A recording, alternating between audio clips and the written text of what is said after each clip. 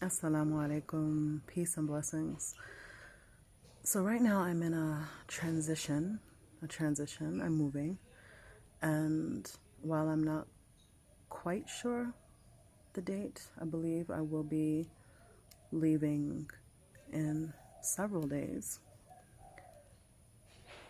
I I'm noticing that in my interactions, or specifically with the interaction of, dealing with the owner, how I notice there's a part of me that is in general I'm very willing to overlook what people do, like their shortcomings. And I think I'm pretty easygoing. But I have this other side that mirrors and gives back to people what's inside of them and also amplifies it. It took me a while to realize this because it happens in different ways. It happens in subtle ways where I may find myself with a person maybe being very distant or sarcastic or not feeling that I can open up with this individual. And it's almost that I sense something in them and then I feel it and then I give it back. So if a person is having a certain kind of energy towards what they think I represent, for example, then I give it back to them. I don't mean to do it, it just kind of happens organically or naturally. And a lot of times in those situations, they don't like it. If it's something that is a negative aspect, I would say. But then it's even in the area of like energy, if I connect with someone and they're just passionate about life and they're vibrant and, it doesn't mean always outwardly or in an exaggerated fashion, but I feel it, I give them that back. If they have a softness, if they have a gentleness, they get even more softness, even more gentleness. If they're generous, they get even more generosity from me. But when I feel like someone is just a difficult person and they could make things easier for you and they choose to make it difficult, then there's something in me that's like, it's like this. Oh, that's how it's going to be. All right, well, let's see if you can take what you dish out. But it's not done in a way that it's still going to be subtle when I'm doing it, because I'm not going to purposely or obviously be rude or nasty. No, no, no. But if you're going to be difficult, then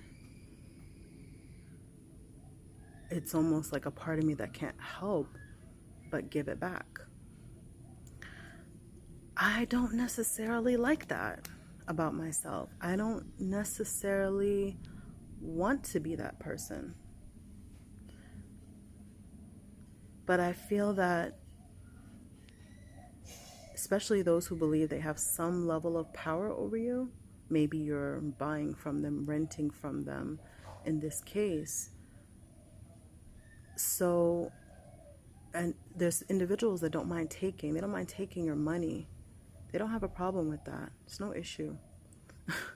But when it comes to, and they'll point out if there's something that maybe you did that they didn't like. And this can also be in all relationships. But somehow, when it comes to what they themselves are doing, they don't uphold themselves to the same standard. So it's pretty fascinating. It's pretty fascinating, actually. But I'm learning about myself. And I just heard one of my sisters doing a live, and she was talking about the darkness and learning from the darkness of others, or learning from your own darkness. And accepting that and seeing it. Yeah, because there's almost a kind of glee when when I recognize, oh, I'm feeling like I'm in a corner here, but then you recognize, no, actually I'm not at all. I'm not at all in a corner. And ultimately I will get what's mine and I will get my justice. What is deserving to me. I don't know how this sounds because in my mind I know what I'm speaking about, but for another person, I don't really know how what I'm saying will be taken or how it will be perceived. Again, I will ask my creator that if there are aspects of myself like this which need adjustment, which need me to let go and to work on, or just let go, that I do that. Because ultimately, I want to have the best character. I want to have good character. And sometimes a person may feel that they're right in an area, or they may feel that they are justified in regards to something, but they still may not carry themselves in the most esteemed manner. What we call in Arabic akhlaq, or what the Arabs call akhlaq, good, having character, good character. And Prophet Muhammad, we say, Sallallahu Alaihi Wasallam, may peace and blessings of Allah be upon him, and all the prophets and those who believed in them. He was of good character. He was kind, patient, generous. He lived in a period of time where there was slavery, and slavery is slavery, but the idea that we have of slavery in the West is a slavery that's you're beat and you're chained and you can't go anywhere and you're treated horrible. But there was a boy that was captive, and he ended up being the slave or servant to Prophet Muhammad. He was later freed and adopted as his son. But I mention this because Zayd ibn al-Harith, that was his name, he loved Prophet Muhammad so much that when his family came and he had the choice, obviously, to go with his family, he actually said, I'd rather stay with Muhammad. I'd rather stay with Prophet Muhammad because no family even is going to treat me better than him. He said he never once raised his voice at him. He never even once said a negative word or a negative statement to him ever. Even he recalled a time where Prophet Muhammad has sent him to the marketplace to go run an errand. And on the way, he went and he ended up getting distracted, as boys will, and started to play with some kids. And the next thing, I think he didn't even do the errand. And Prophet Muhammad never even admonished him. And he remembered that, years later, the kindness. So even Prophet Muhammad, when there was a woman, a Jewish woman, who, when they lived in Medina, there was a large population of Jewish people. And this particular woman would really harass him. And she would throw trash in his way and put like prickly branches that he might step on. And she was just doing a whole lot. And one day, these things that she would do daily were no longer there. And he asked about her. He said, where is this woman? Where is she? Is she okay? And he learned that she was sick. He went to visit her.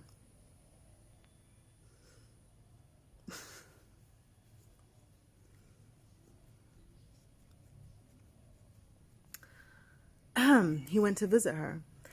And see, for me, these aren't just stories, because we have a whole science that documents these accounts, that helps us to sift through and determine whether or not it's authentic or not. But I feel a little bit emotional because I mean, can you imagine? And I'm again thinking of myself and how I fall short, in various ways. Meaning I can do better. I can do better. So he visited her. He visited her at that time. Like, I mean, this woman who was harming him and harassing him. And because of that act of gentleness and kindness, she ended up becoming a Muslim. She ended up saying that she believed that La ilaha illallah, that there was no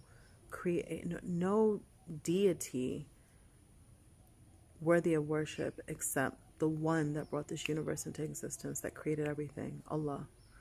And that Muhammad was the last and final messenger, receiving that revelation directly for all of mankind. So, or for all people.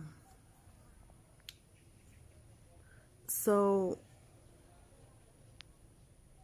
yeah, it's just reminding me. Sometimes I have to say to myself what no one else can necessarily say, because they don't know what's going on in my head. They don't know what I'm struggling with of, lowly behavior, acceptable, okay behavior, and then the most high examples of character and behavior. So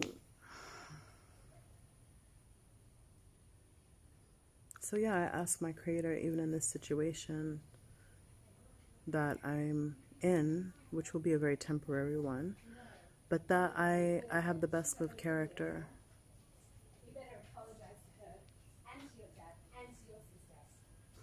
My neighbors. Wow. Somebody's getting in trouble. But yeah, character. Having good character. It's actually good sometimes to hear parents speaking clearly with their children and holding them into accountability. And it's just funny that as I'm talking about self-accountability, that this parent who's my neighbor would go by and be talking to her child like how you better apologize to your father, to your sister, as soon as you get in that car. And if you don't, I don't know if she said, I'll put you out the car. I couldn't hear that part. Sometimes that's how I need to talk to myself. Sometimes I believe that the child within us, or the immature aspects of ourselves, or the parts of us that still need growth and development and nurturing, sometimes they need that type of tone. It's like, come on now, get yourself together now. Come on. No, you need to do such and such. You need to do it now. No, get up. Like, I think sometimes we have to learn, or I myself have to learn to be that person who can talk to myself in that way, in that manner. I'm really almost packed. Like, honestly, there's really not that much to do.